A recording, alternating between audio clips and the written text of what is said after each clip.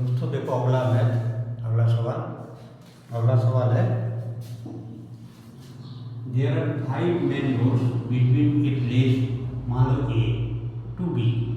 ए place है, A से B जाने के लिए 5 रास्ते हैं, 2 3 4 5 रास्ते, और 4 roads between B to C. C place है, यहाँ से 4 रास्ते। तो सवाल कहता है कि there are 5 main roads between A to B and 4 roads B to C. ये 4 रोड्स हैं बी टू सी। और क्वेश्चन कहता है in how many way can a person drive A to C कितने तरह से वो जा सकता है तरीके से, एंड रिटर्न टू ए, और वहाँ से रिटर्न भी करेगा कितने तरीके से रिटर्न, अर्थात टोटल जाना और आना वो कितने तरीके से कर सकता है। अब देखो इसके आंसर कैसे निकलेगा। आदमी यहाँ से ए टू बी कितने तरीके से जा सकता है, तो पर्सन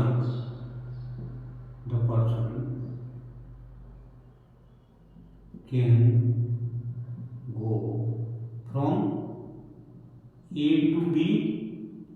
5 रास्ते हैं, 5 रास्ते से जा सकता है इन 5 तरीके से जा सकता है, उसकी चॉइस है। इसमें भी जा सकता है, इससे जा सकता है, इससे 5 तरीके से जा सकता है। और B to C the person can go from B to C in, देखो 4 रास्ते हैं, 4 में से किसी को भी पकड़ सकता है। अर्थात ए टू सी पहुंचने के लिए द पर्सन कितने तरीके से जा सकता है, the person can go from A to C कितने तरीके से जाएगा।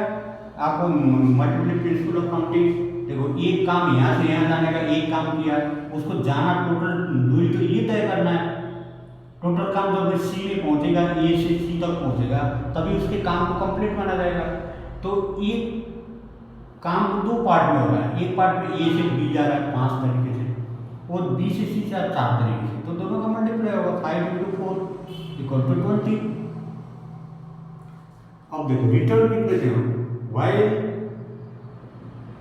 returning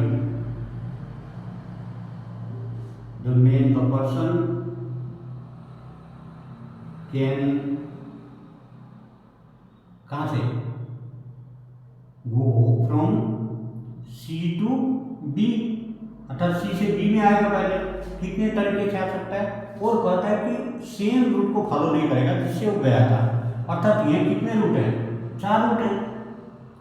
अब एक रूट से गया मान लो, तो इसके पास कितने रूट बचे वापस आने के लिए, 3, तो 3 हुए। अब बी से ए में वापस आना है, फ्रॉम बी टू ए कितने तरीके आ सकता है, या 5 रूट थे, 5 में से एक से मान लो इससे गया था, तो उसको पास कितने बचे, उस रास्ते से नहीं आ सकता है जिस रास्ते से गया था, तो 4 बचे, 4 हुए। अब टोटल वे कितने हुए, वे इक्वल टू 3 × 4। अब देखो जब उसको यहां से जाना है, यहाँ सी से वापस आना है, तभी उसका टोटल काम कंप्लीट हो रहा है। तो एक पार्ट का काम, जाने का काम 2 पार्ट में किया हमने, 20 निकला, और आने का काम कितने पार्ट में निकला, 2 पार्ट में किया, तो कितना निकला, 12 निकला। अब टोटल काम तो जाने और आने दोनों का कितने में होगा, फिर मल्टीप्लाई होगा। Therefore the person can visit from A to C and back in कितने वैसे होगा, देखो पहले कितना था 20, उसके बाद कितना 12, तो 20 × 12 कितना हुआ 240। आप समझ रहे हो? देखो हम परमुटेशन कॉम्बिनेशन का सवाल कैसे करें, ध्यान से इस एग्जाम्पल को देखना। देखो कैसे पार्ट पार्ट में तोड़ के कर रहे हैं, जाने का काम किस तरह से हो रहा है। यहाँ से 4 रुपये 5 तरीके से 5 से जा सकता है, कोई इन्फ्लुएंस नहीं है, किसी का प्रभाव नहीं है, किसी का रोक नहीं है। ये बी से सी तक 4 तरीके से जा सकता है, 4 लोग खुले हैं, किसी एक को पकड़ सकता है। अर्थात वो कितने चॉइस कर सकता है, टोटल चॉइस उससे कितने हो सकते हैं? 9 चॉइस हैं। क्या बोलते हैं, यहाँ 5 है, यहाँ 4 है, अर्थात 20 हुए टोटल चॉइस। ये 20 कैसे हुए? ये देखो, ये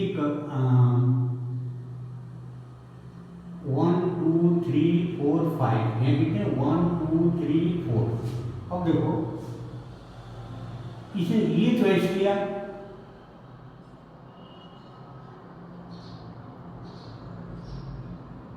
एक 2 3 4 5, और यहाँ कितने ए टू बी, ए से ए टू बी, ये 5 बी, और सी में जाएगा तो कितने आएंगे 4, ये सी हो गया।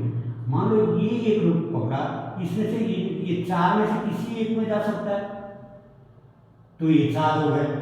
फिर इसको पकड़ा 4 हो गए, इसको पकड़ा 4 इधर पकड़ा, इसको पकड़ा 4 में से किसी एक को चॉइस करता है।